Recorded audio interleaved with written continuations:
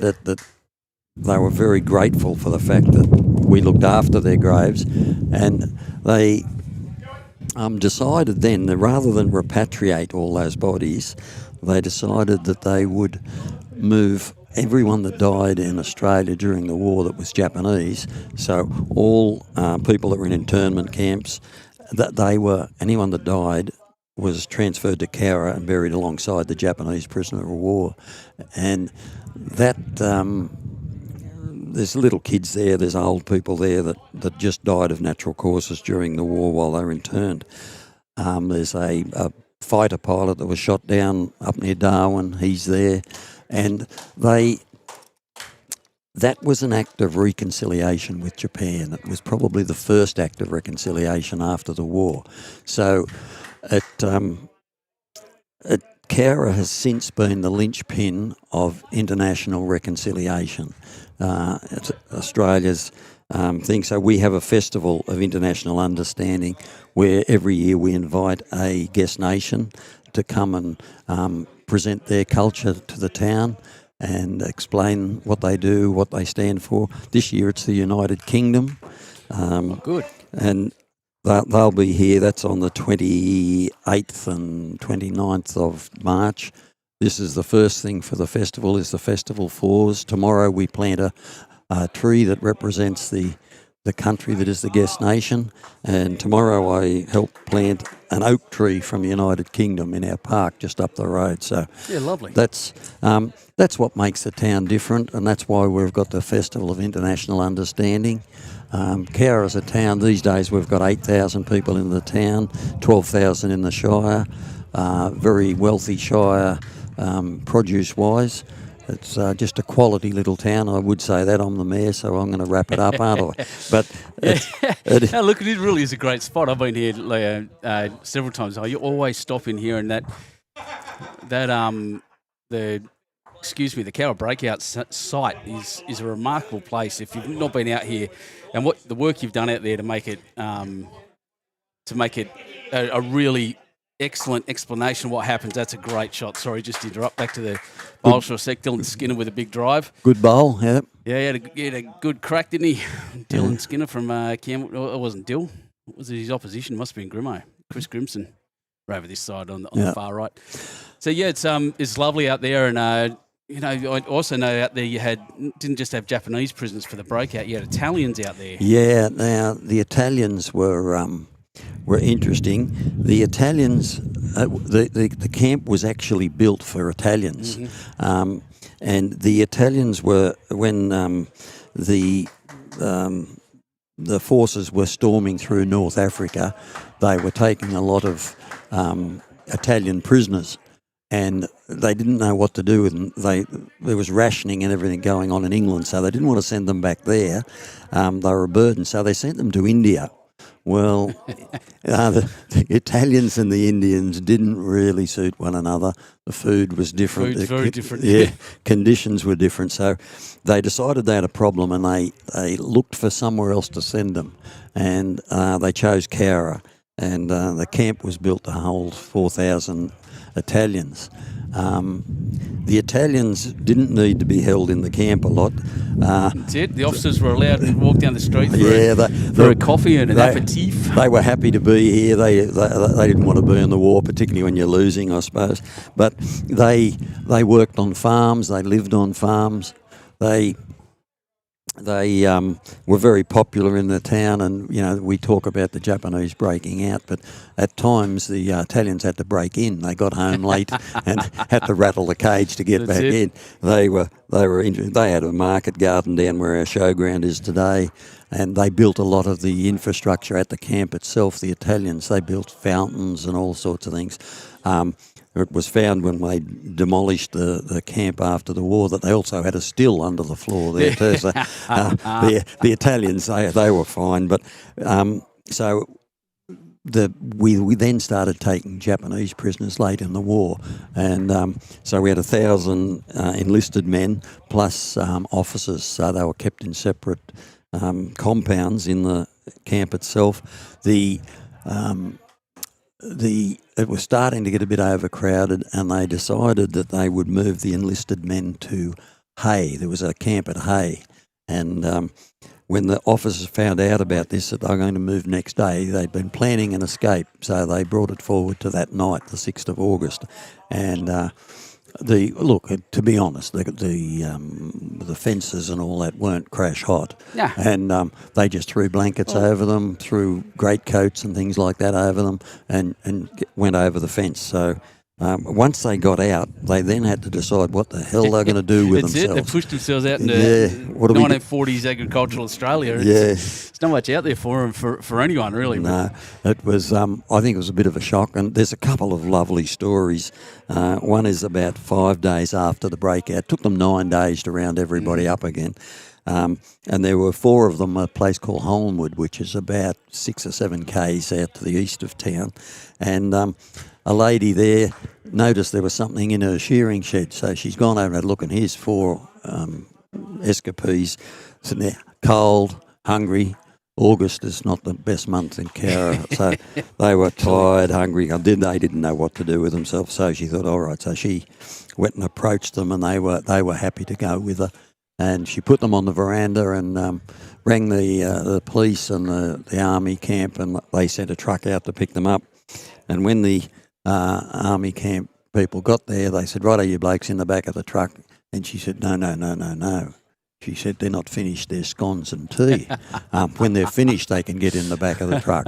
And that was May Weir. And every August, when we remember the breakout, we have the May Weir morning tea. Oh, I love that. And we still have the jug the milk jug that May Weir had for them, and that's just one of the lovely stories that they weren't, and they were told, if someone's in uniform, you can fight them.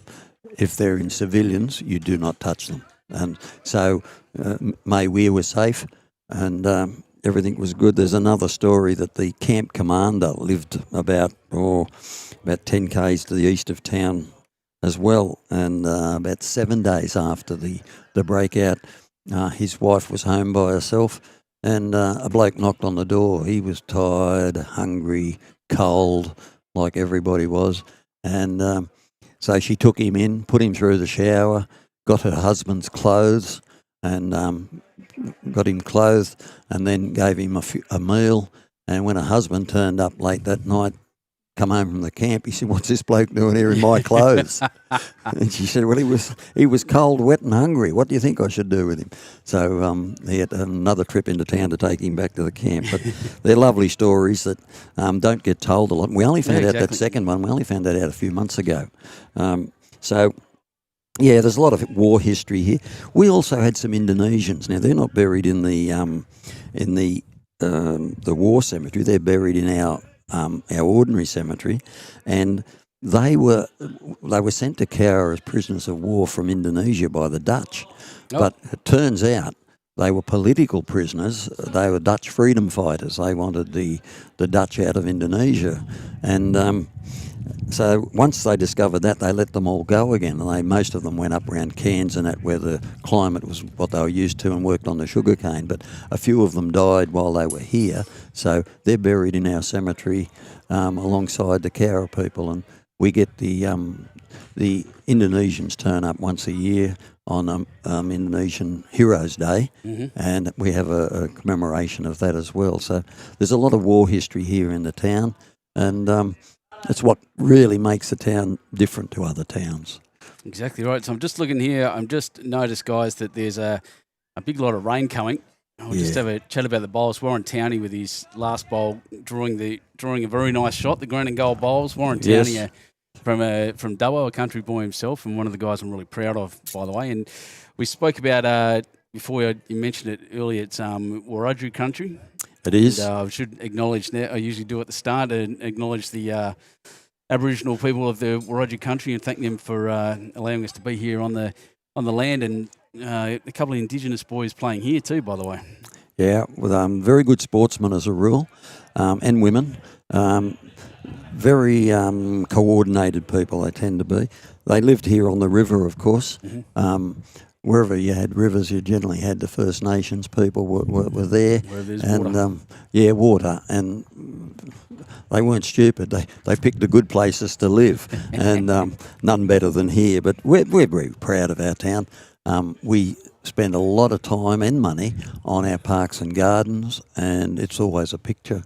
Oh, it is. Yeah, it's a stunning place. Our ovals, our fields, and our entries and all that. We spend a lot of time on it, and we're very proud of what we've got here. It is a quality place to live, but then you're speaking to someone that's very biased. I was going to say, as a leader of the town as well. Yeah. Civic leadership. Sorry, Grimo's just chucked another good bowl in there for another one. They got a 3 on the last one. So I don't know how much you're a bowler. Have you bowled? No, I've bowled once, and all of them ended up in the ditch. I couldn't figure it out. Good on your muscles.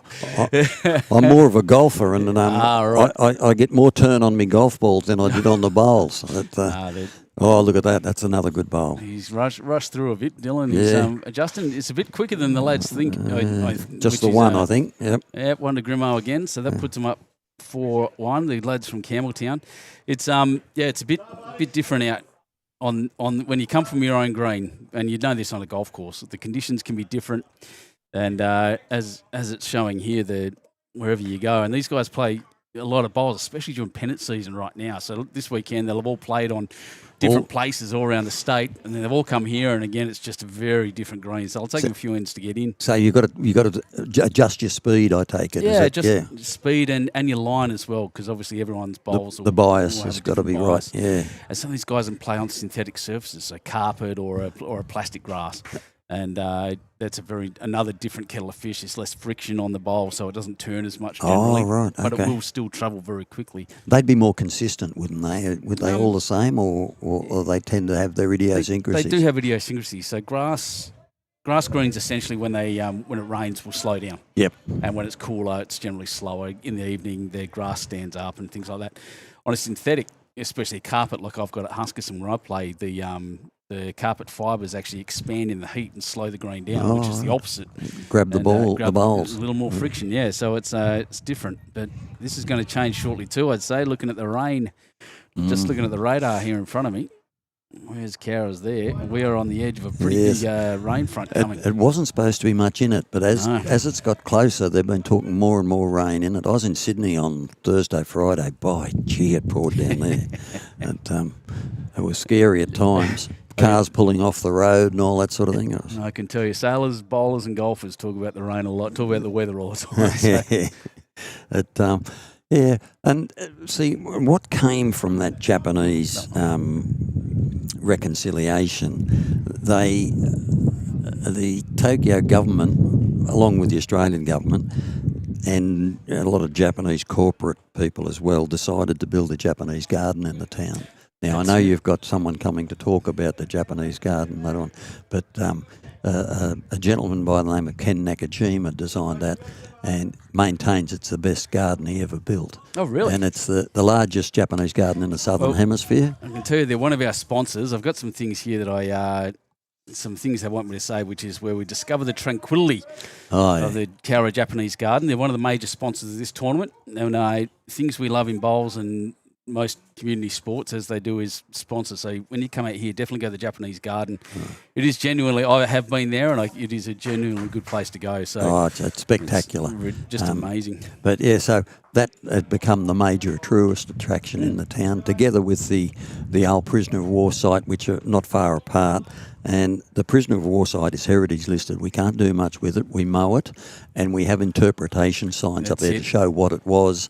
And it was a picturesque place, but it's still, you're still a prisoner, aren't you? Yeah, exactly. It's like I said, 1940s agricultural town from the war. I wouldn't have been upset. I would have been more like the Italians. That's right.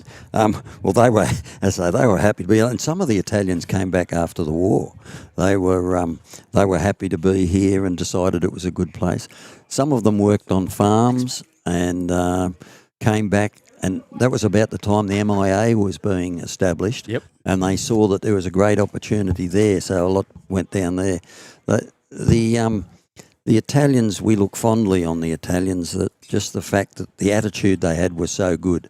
And they they still come, and we have at the end of our main street, we have a sculpture down there and a monument to the Italians. And actually, we had one lady. Her father was a prisoner of war here during the war, and she decided to come and live here. She liked the place when she visited. She liked the place, so she decided to come and live here. And she lives up the back of where I live these days, but has become a strong member of our community. Yeah, indeed. That's absolutely wonderful, mate. So I'm just going to jump back once again. Campbelltown holding the one here, and looking to build this lead. Dylan Skinner can't seem to get the weight more than anything. His line's pretty good with those bright red and black bowls. There's a bit of interest in Dylan Skinner. He's part of the. He has a deep connection to the Youtubelivesports team, the channel we. All right, he's a regular. He's a regular, and he's not a bad bloke. Geez, you're popular. Oh, people mate, just come around. People don't do that to our mayor at Shoalhaven. They don't come around and just tap you on the shoulder. I think they all owe me money, but I could be wrong. Shot Warren Towney. He's got a good second there now. Jack High. Yeah, wonderful. No, I've lived here most of my life, so you do get, I played rugby league for the town when I was young, and basketball and cricket and everything else, so you tend to know a lot of people around the town. Of course, yeah, look, towns like this, I know it's the same down in the Shoalhaven, where I live in the Bay and Basin area. You can't go down the shops without. No. So you go jump in just to get some milk or something, and you end up spending 2 hours down there. Yeah. And when you're the mayor, you say good day to someone. They say, "Oh, listen, while I've got you, you can have a look at the pothole in front of my place. Pothole. Check out this curb and gutter. Yeah, but that's what you sign up for. So exactly. I don't mind. But yeah, it's a small town. People know who you are, what's going on. You don't miss much, and if you play up, they don't miss much either. So yeah, exactly. Warren Towney with a big shot and just missed. You would have heard the ball thunk into the back there. That's a big Warren Towney run. He's known for it. And I was thinking about, geez, my camera's in danger here, but luckily he missed everything. So he's a driver. Yeah, he's a driver. I'm one of those myself, actually. So it's good fun. Well, there you go. So yeah, we're just watching now. Campbelltown holding 2 there, and the combined Burrawa holding 2. The combined Campbelltown team just struggling a little bit there. Just again, I think it's mostly weight. It's not as scattered as it looks on the camera. But yeah, there's a bit going on here. We've got lots of good teams around. Teams from everywhere. We've got St John's Park here. They're the champions, aren't they? Yeah, St John's Park. Yeah. Sylvania. Those guys from Mayfield. The red ones, who's that? Bronte Beach. That's a really good club, actually, Bronte. That's right. Who's that down there? Young, some guys from Young. Belrose coming straight off there. I know they played Pennants this weekend. Yeah. These people can't believe I'm not an expert on bowls. He knows everything about it. It's fine. You see the way they all bow when they come across? It's a little bit of a genuflect, yeah. They're all looking at the mayor going, oh, my God. Yeah, no, we're teaching the mayor about bowls, guys. That's where we're at. They're all looking and thinking, what a waste of space this is. Right. Yeah. Bloody politicians on the live streams. What are you talking about? Yeah. They offered me advice on a lot of things, generally not on bowls. So. Oh, wait for it now. Dylan Skinner, this is a pretty good shot. The little slide and run as he kept the shot. No, he's one down. Geez, that was a mighty effort by Dill. He's getting closer.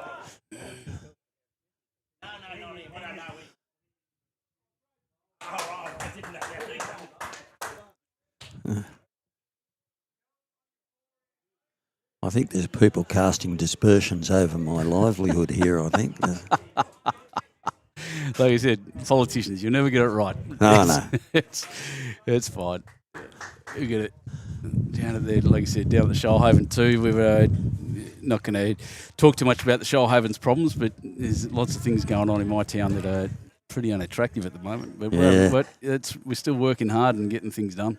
Well, look, we have a very good town. I've said that 3 times now, so I'm starting to repeat myself. But we run a balanced budget. We don't. We have very good facilities. As I said, our water is second to none. we've got 500 kilometres of water mains. We run water right out to Wirrama and 100 kilometres away. So it's just a place that it's a good time place to live. We're getting a few people come from the city and want to retire here. Yeah, exactly. Tree changes, the whole bit. Yep, we're getting a fair bit of that. I saw some data this morning that our average age is about 2 years older than most of regional New South Wales. So we do attract the odd retiree to come out here and live. We the electorate of Gilmore, which covers the Shoalhaven, is a little bit even older than that. We're about 6 above, so it's I know how you feel, and that's the nature of country towns, which is fine. It's and we build for it, and you're right about that. I'm going to argue with you about your water quality, though. It's second hours. Shoalhaven water keeps winning awards. The interesting thing, I used to live and work in Canberra a fair bit, and they're allegedly got the highest quality drinking water in the world, but it doesn't taste any different to mine. I didn't think so. They pull it out of Lake Burley Griffin. Come back. I don't want to know where it comes from. It's interesting. We've got a new sewage treatment plant, and as a rule, the water doesn't go back in the river after it's treated. But if something happens, and it does, the quality of the water we put back in the river is higher than what we've dragged out further upstream. So. Yeah, I know. How good is that? But people freak out about drinking poo water. So we're just watching this. This looks a bit skinny. His first one was pretty good. When I say skinny, it means narrow. It's going to cross in and be very good, very well weighted. That's pretty good, Jeff Holt. Mick Shiner now. Let's see if I can get him on the screen. It's got an interesting delivery, Mick. Tends to lift his back leg and jump around a bit. Let's see if he does it this time. Oh, no. I kept it down. Yeah, jump forward. You'd be very, very scared of commenting on people's style, wouldn't you? I play golf. I don't. I don't want anyone to comment on swing. Yeah. The fun thing is, I'm rarely on the live stream myself, so I can. Just don't get me back. They can't get square. Look at this. Very good. He's done well, Jeffrey Holt. So Mick Martin down there, who was I was speaking to a second ago, proudly wearing his Burrawa shirt, ex-Services and Citizens Club, the green and gold. Burrawa, almost a suburb of Cowra. It's only 75 kilometres away. It's one of the longest 75 kilometres in the world, I reckon. Gee, it seems to take a long time to get there. Oh, yeah. It's good coming out here today. I love the drive up from the coast. It's a lovely thing. You do come up through Burrawa? Yeah, definitely. Yeah. Once you climb that hill outside Cowra and you drop down into the valley, that you really come into some beautiful country. Oh, absolutely right. Beautiful place. How we going there? So haven't moved it much. Mick now adjusted his line a little, and across he comes. And if he sits in there, that's a pretty good shot. You'd expect Jack to start moving as these guys adjust. Well, they'll start to push it back. Yeah, move that Jack back.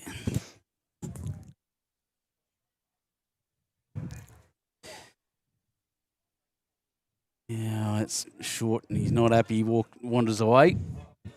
I see there's a Cowra team just here playing. I think they must be the Rogues, are they?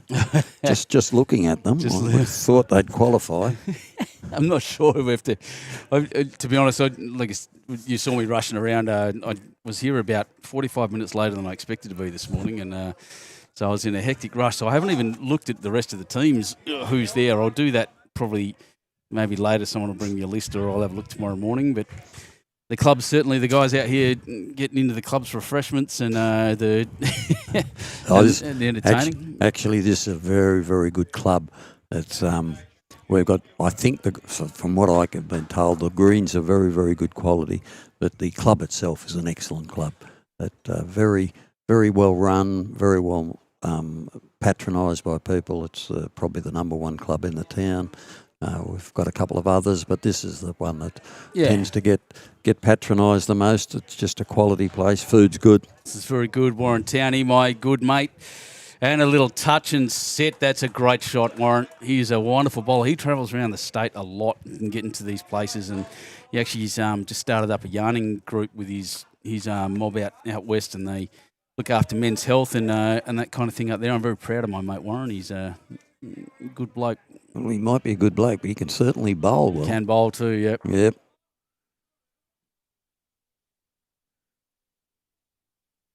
Oh, the reply saver. All the pressure's on them now. They're Burrawa. Yeah, a bit strong, that one. Yeah, well, he's playing with that weight to move the jack through into his own bowls, but it's a tough shot now, especially on a green they're not really familiar with. Yeah, it's got to be perfect. This one's coming in nicely. Around he comes, yep. He's going to get that one. Yeah. Oh, wanted to move it a bit. Geez, it's such a good bowl to get around those front bowls and onto that orange. Yep. And he was so close to getting a second shot. That's brilliant. Great play. It's like anything. Blokes are good at it. It's good to watch, isn't it? Oh. You know, when people know their stuff, you know, that's a pleasure. I have such a privileged job doing this that I get to travel the state following these guys around, and this week I've been doing the Platinum Pennant, which is probably the biggest competition.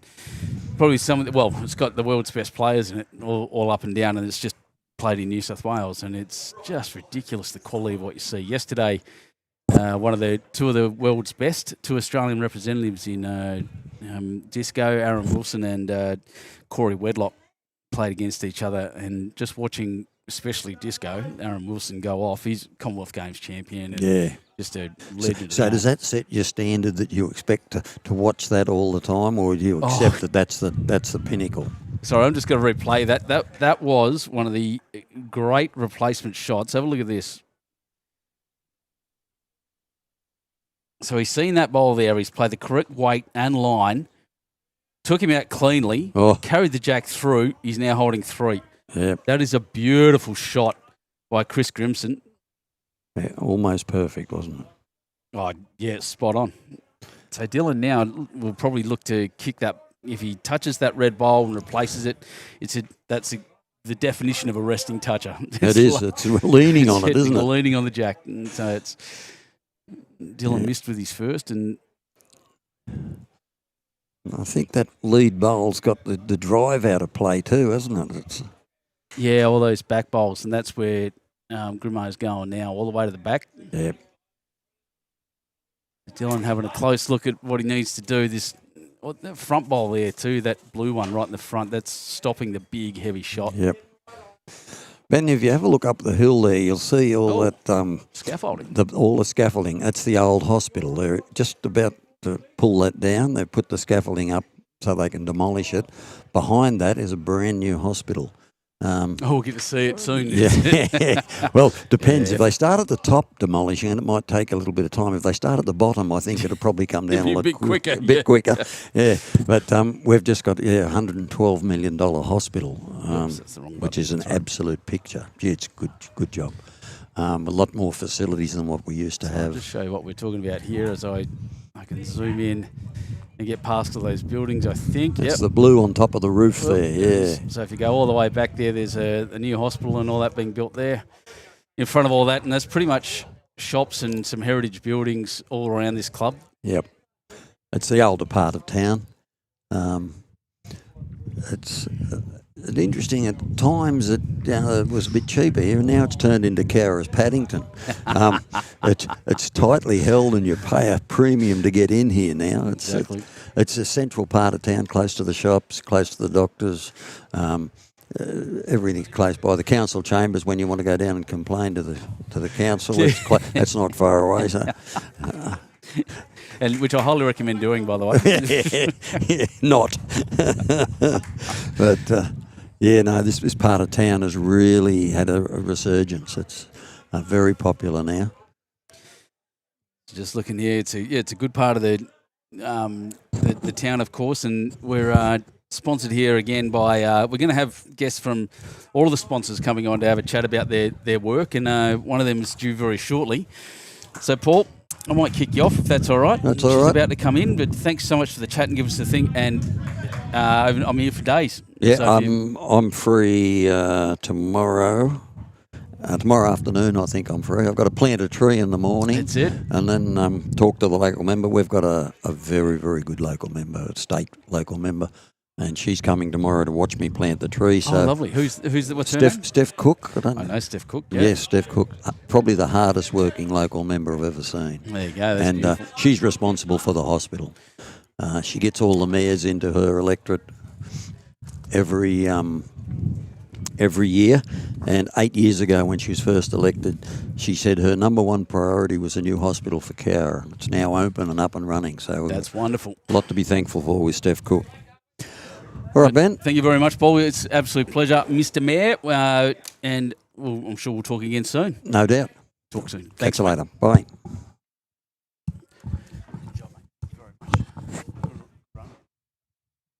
She'll be here shortly. I'll just fix this.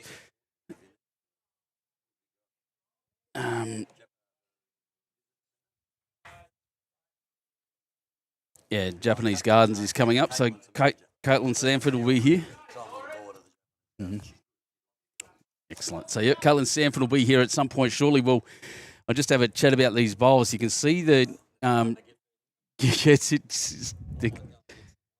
they're getting into it.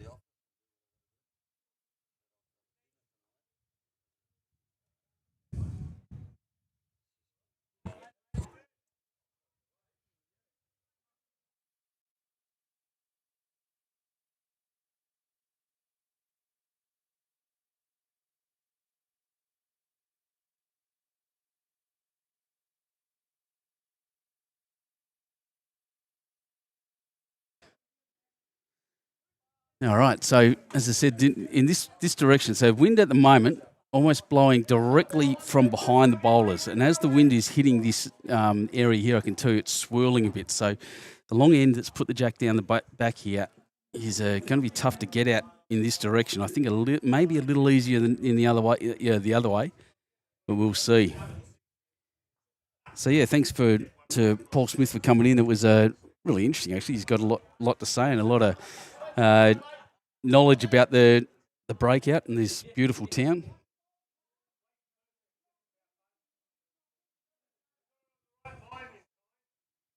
Hear the guys yelling out around there. But I can tell you now, from my point of view, where I'm standing, I'm just to the left of the jack as you look at it on your screen. That's a very good shot. He's pretty happy with himself, Damo, actually. Big smile on his dial. But this is actually a really beautiful outlook up into these historic buildings and all that. Good bowls going down everywhere. Teams from all over the place. There's even Grenfell in front of me. That's another country place.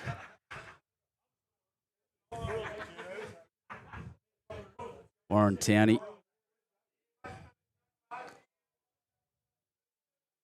He's coming through. It's a fairly aggressive line for his bowls. There's green and golds, the half and halves, and he's cut through. A little bit more weight would have moved it. A little bit more grass would have done the same. So a bit of both. Now, remiss of me not to mention the Shoalhaven Heads bowlers that have come down as well. I played at Shoalhaven Heads on Saturday in my own games, and I can tell you that we beat them by one shot on the big board. So, sorry, Shoalhaven Heads, I just want to dig that in as we go. That's another very, very good bowl, Damien Miller. Watch out for him.